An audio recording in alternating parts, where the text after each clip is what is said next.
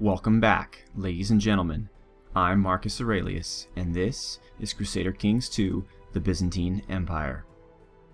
Now, before we get started, there's one thing that I want to show off. My little bastard son Tolstoy of Constantinople, since he doesn't unfortunately get to be Tolstoy of the Byzantine Empire, has had his own house created. The House of Constantinople, with the golden lion standing. I believe it means rampant. I believe they say the golden lion rampant, with the green of the house of the Byzantine Empire, of the house of Aurelius, and the red signifying that he is a bastard. So Tolstoy now has his own house, and when he gets older, perhaps he will have his own county in which to rule. As far as I understand it, he doesn't have a very good claim to the empire, so he can't trouble his other siblings, my other children. So I'm hoping that will be something that I can do for him, unlike my other children who are not going to... Wait a minute. Sibylla must be his sister by another dad. Yeah, Count Isidorus. Okay, I understand. Yeah, so my legitimate kids can fight each other for the throne, but I don't believe that he can. So that's why I'm not afraid to give him a county. Let's see what else. People have been telling me a little bit about laws. Now, if I were to change my gender laws to make it so that women inherit on the same grounds that men do, I can nominate women for counties and such like that. Here's the problem. In order to do that, according to this, I have to be Basque, or have the religion of Cathar. And I am not going to be doing either of those things. That is just complete nonsense. So, if anyone has any other ideas, like mods or ways that I could break into the game files and make it so that I can give women lands, whether they be counties or baronies or whatever, then let me know, and I will do so. The next thing that I really, really want, even more so than that, is I want to be able to name women to my council. Specifically, Magistros, Sacrarios, and Mysticos. I get that a priest probably would... a woman wouldn't make a very good priest in this time period, and a military commander, probably not either. But I don't see any reason, since these other positions are secret, meaning, especially the spy master, known only to me, that they can't be a woman. Now, I know that your wife can be your spy master, I'm pretty sure. But I don't think any other female can. Just your wife.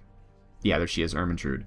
So that needs to be fixed. For example, I'd like to give that position to little Mayuki. I'd like to maybe have her be raised by a really good spy type person, and then give her my Mysticos job.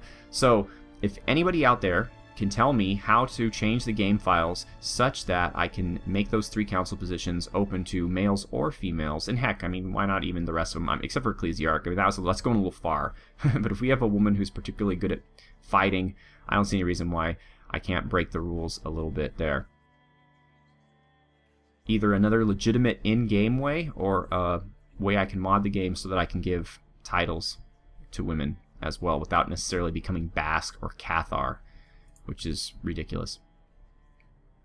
Alright, so as I was futzing around between episodes, I noticed something here. I noticed that this guy who rules most of Sicily, except for what I own, is Greek, and he likes me.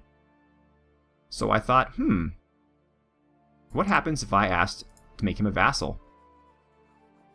He will say yes. So, if all goes well here, we should become the rulers of Sicily. So the next thing I noticed while we're waiting for that is that Amalfi is pretty powerful, but we have someone in our court who is a claimant. Oh, there it is. All Sicily belongs to us. So now, how powerful is this guy, though? Is he a... He's just a count of a few counties. He's not a duke or anything, and I don't think he can actually claim a duchy. I'm pretty sure. If you look at the counties here, and you look at the de jure, There's the Kingdom of Sicily, there's the Emirate of Sicily, but there is no Duchy of Sicily, as far as I can tell. So that should be perfectly acceptable. And now my lands have grown, and this fellow is now my vassal. And he doesn't like me because of my short reign and my medium crown authority, but he likes me because of my diplomacy and prestige. That's okay.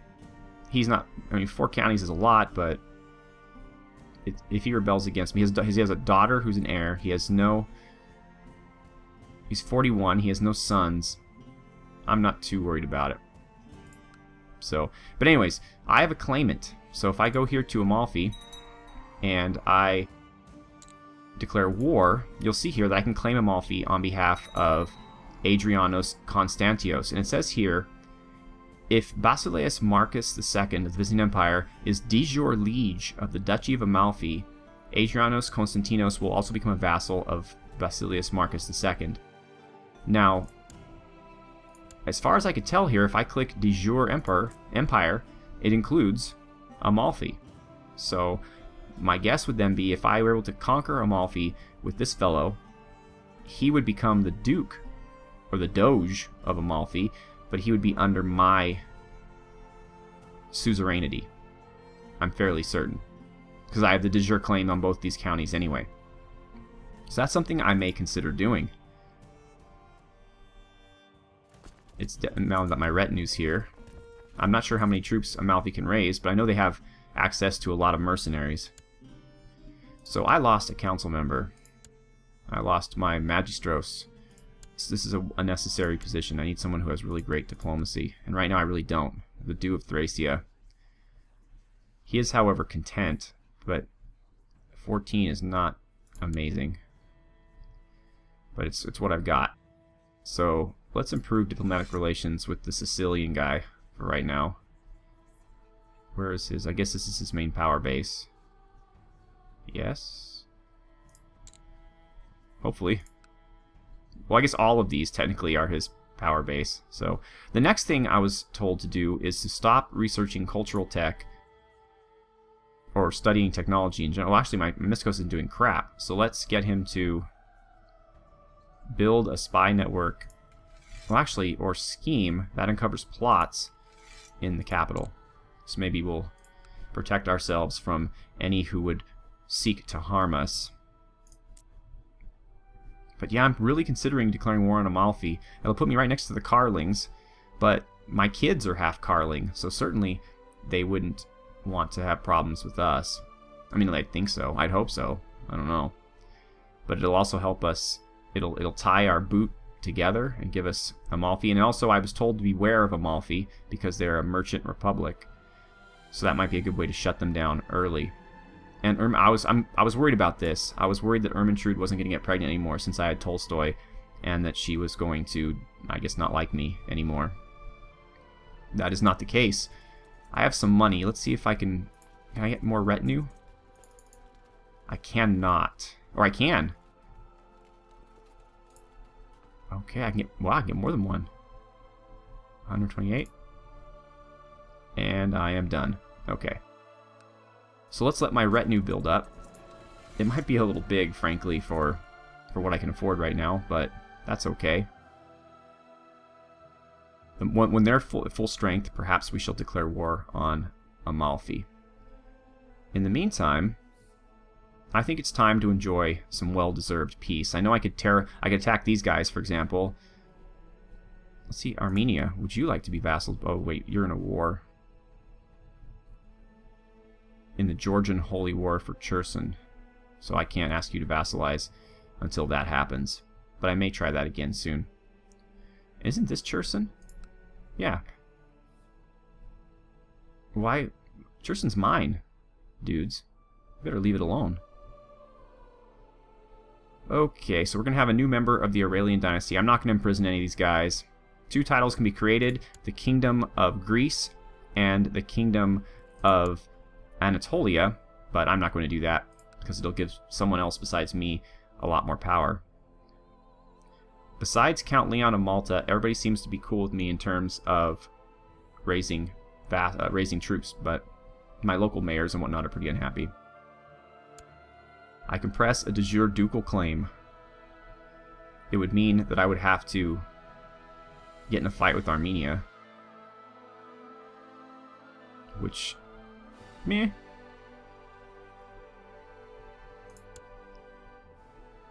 His liege is Duke Ashot. Asshot. Duke Asshot. Nice. Declare war.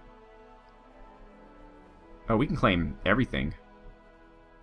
We don't even have to claim it in the name of my guy. I can claim it in the name of whoever I want.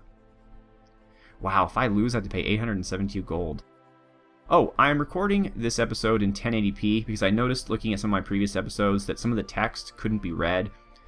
That means I might not be able to record as much because it'll take longer to render and upload, but I'm hoping that you will appreciate it. By all means, let me know if it's something that you appreciate. I'm probably going to continue recording Baldur's Gate 2 at 720, since that doesn't have as much hard-to-read text. Ooh, I can declare war on Crete.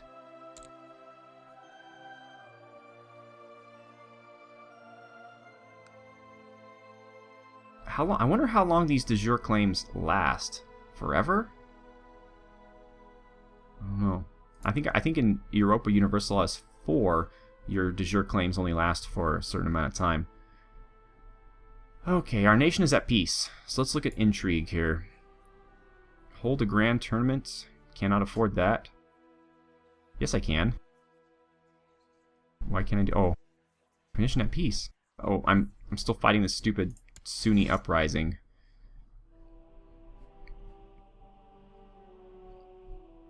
And we are losing. Holy moly. Where is this guy? Sunni uprising. Yeah, where are you? How do I go to you? Is there a button? Locate this guy? Dynastic decadence. Okay. He wants to get married. Good for you. I want to find out where you are. Oh, to hell with it. Moving on. So we're technically not at peace, and as a result, we technically cannot do any fun events in our empire. So, if that's the way it's going to be, then let's just kill this guy.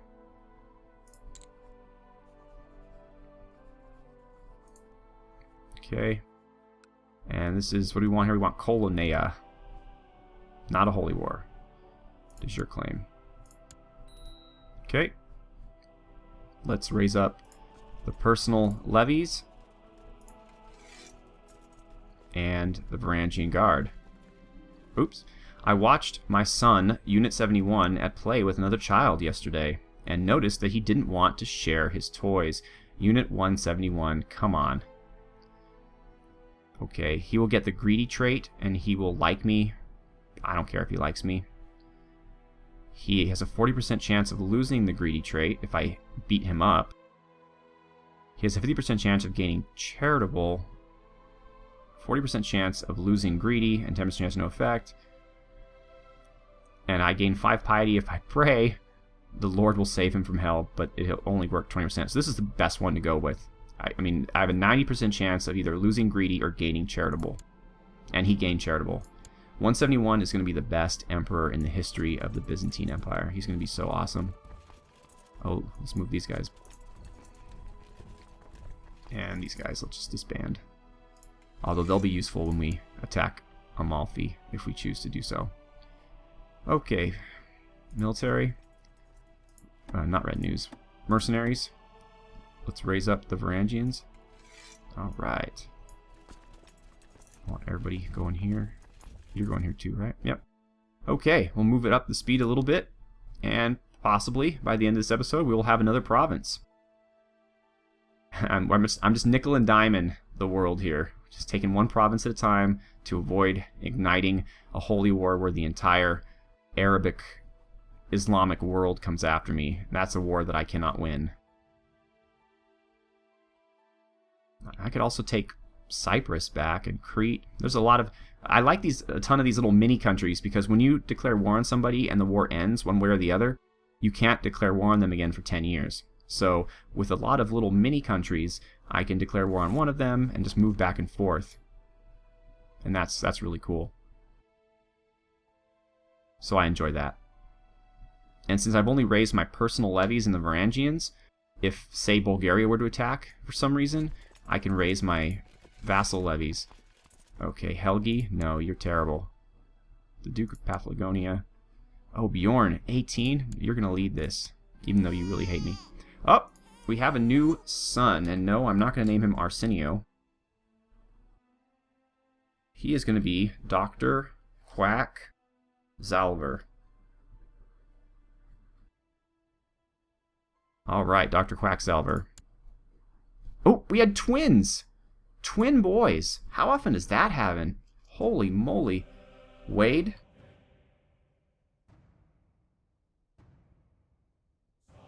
Adi City. Alright, look at that. So now, the dynasty of Marcus Aurelius, his twin boys, Dr. Quacksalver and Wade Odyssey. Does it say that he's twins? It doesn't say right off the bat that they're twins, but obviously they had to have been, right? Ermentrude, you are working out. You are giving birth to many half Carling, half Aurelian children. Oh, I gotta show all you guys. Someone told me about this in the comments, and I thought it was really cool. I forget already if it was Barbel or Tolstoy or someone else, but if I go to the Byzantine Empire and I look at the history, it goes all the way down through all the Byzantine emperors, all the way to... Oh wait, is this the right one? Yeah. There's Justinian, and then it goes down to the Roman emperors, all the way down to Augustus. Now, I don't know if these coats of arms are correct. I doubt all the Roman emperors had green, like lime green. It seems like everybody either had black and white or lime green. Heraldry? That doesn't seem right to me. Like all of them until you get to this point. But here's what I was looking for, though. Here's something really cool. Dun, dun, dun, dun, dun, dun.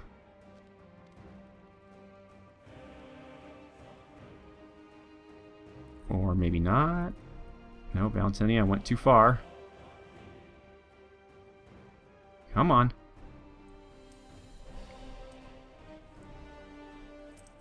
Where are you? Ah, here we are. Marcus the First. My namesake, the original Marcus Aurelius of the Roman Empire. He was a gray eminence, scholar, honest, temperate, charitable, diligent, and zealous. Awesome stats, awesome traits, an amazing diplomat, a really great steward. And that was Marcus Aurelius, the original, the one I'm named after. Let's see what Augustus had. Augustus, well, that makes sense, sure. Genius, gray eminence, just, brave, ambitious, gregarious. Holy moly. No wonder this guy took over the whole Roman Empire. Look at that. Wow. Anyway, so that's the history of the Byzantine Empire, which includes the emperors of Rome. Alright, let's go kill this guy. My son Tip lacks all passion and ambition, perfectly content with his lot in life. Yep, fine with me. I don't want him usurping his brother, Unit 171, and content's a good trait to have. Then I can perhaps give him a county or something, and he won't try to usurp control. Oh, come on, you guys. You think 1,361 of you are going to take on my giant army? I think not.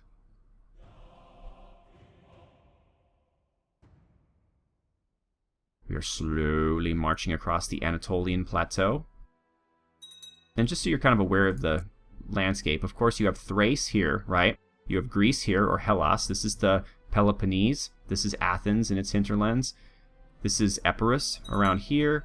You've got the Greek coast of Anatolia, and then you have the high plateau of Anatolia, also known today as Cappadocia. And then down here you have the Tarsus Mountains, or the Taurus Mountains, and the Antitaurus Mountains at some point. And here you have the city of Tarsus and the plains of Cilicia. There's a name for these right here, like the gates, the Cilician gates, or something along those lines.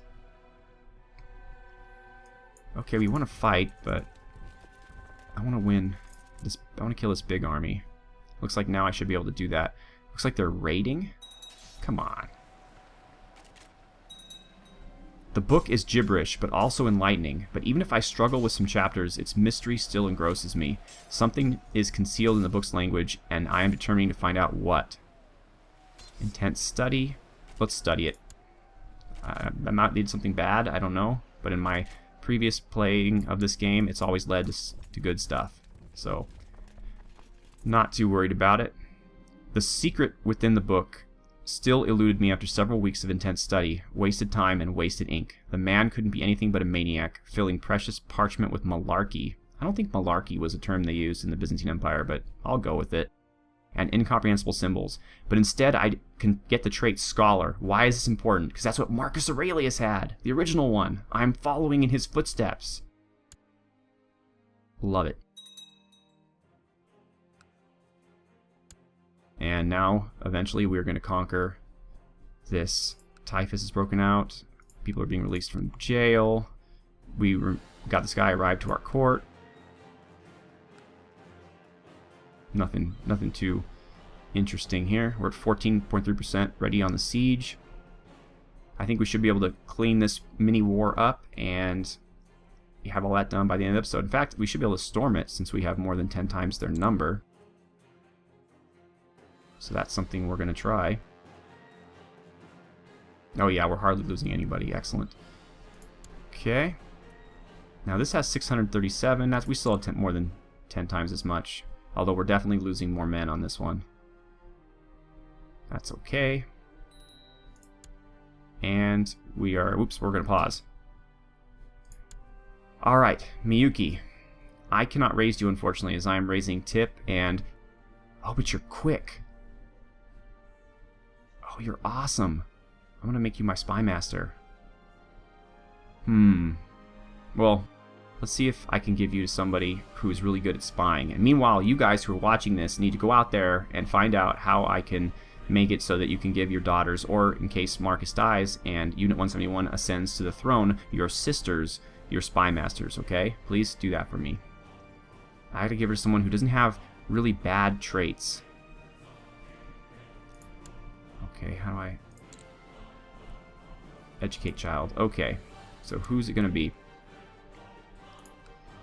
The Count of Limassol is amazing. He's a elusive shadow, cavalry leader. He's shy, humble, which I like, deceitful, gluttonous, paranoid. Ooh, he has a lot of negative traits. He's also he's a scholar, diligent. They're envious. Oh no, envious definitely not. Gluttonous. Cynical makes her better at intrigue though. Diligent is good. They're all paranoid. There's no way around it. Everybody who's good at intrigue is paranoid. So who should it be? He's just a courtier. He's a mayor. And he's a count. So if I give him to him... Oh, my current Mysticos. That makes sense. But he'll like me more too, which is a good thing. The shy trait I'm not into, but she's not going to really be a diplomat. And gluttonous, she's not going to really be a steward. Alright. She's going to be raised by him. And he's going to make her into a great spy master, and she's going to serve my emperor well. Or my empire, I should say. Her emperor and father. Beloved father. And, ooh, they have a lot of guys here. We're not going to storm this. That's just asking for trouble. I don't know what that was. That was like crazy Italian nonsense. My apologies to anybody watching this who actually is Italian and was offended by that horrible display. Come on, let's take it. We're at 80% war score. Our knowledge of siege equipment has increased. 98% war score. Guess we're going to have to fight another battle in order to get that coveted 100%. What? Unit 171 died of camp fever? Oh my.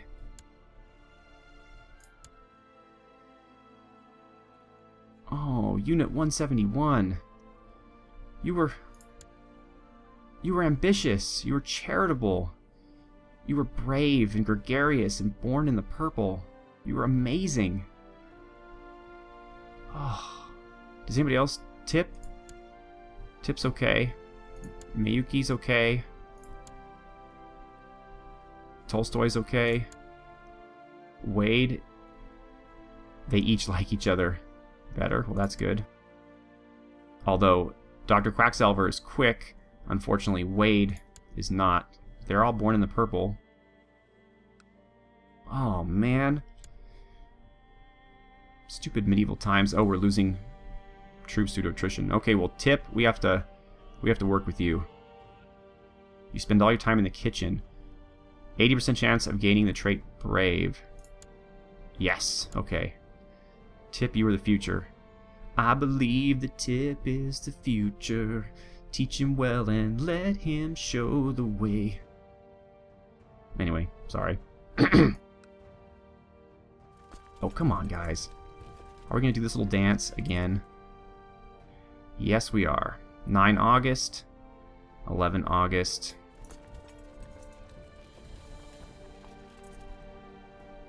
This is so dumb. Oh, 100% war score. Stop everything. Stop the presses. Give it to me. Excellent. Colonea belongs to us. Who are you? I don't like you at all. We're going to revoke your title. Wait.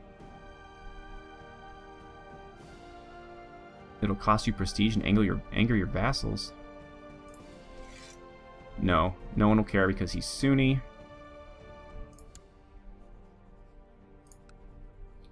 Okay. Okay, cool. He is not revolting. So we need to give this away. We need to give Colonea to somebody. Let's go back to the court. Not you, Basileus Macedon. Adrianos Constantinos. No, you're the guy who's gonna get us into Amalfi. How old are you? I want to make sure you don't die. 37. We better do this quickly. Oh, that's not what I want. Court. Okay, Tolstoy, you're not quite old enough yet. But I get to raise you now, which is awesome. Gerasmos of Themyscira? Really? You're from the island of the Amazons? No kidding. 40 years old, you like me a lot, you are ambitious. Nope. Nobody who is ambitious gets crap from me. And that's it. Okay, so here's the fun part. I get to go to the title? No. Somewhere I get to see a list of everybody. Find characters. That's what it is. I want to find somebody who is a vassal of mine who is really good at something that I'm going to need. Diplomacy is always a good one. So the Magistros of Spathalos. He's craven and gregarious and kind. Arbitrary and cynical. Magistros of Paphlagonia is arbitrary, diligent, content. Oh, he's content. I don't care that he's cruel. How would you like to be a count, my friend? Oh, you would like that quite a bit, would you? I should think that you would. Alright, see, now what happened is I took him away from whoever owned him, and now he works for me. So if I ever need a new diplomat, which I may indeed, 13, yeah. All of a sudden, oh, look who's in my court! And now I have a kick-butt diplomat. See how that works? Excellent. Excellent. I do say, Marcus, you are quite good at this. And the extent of the empire is growing. When does my truce with these guys expire? Oh, well, we'll have to find out next episode. I have got my troops out of hostile territory. I can now disband them all, with the exception of my retinue. My money continues to grow. My retinue is full. That means next episode, perhaps, we will take over Amalfi. That sounds like a good plan to me, and there's money to be had in them thar hills. So, Stay tuned, ladies and gentlemen. I appreciate your participation and your comments. Have a good one.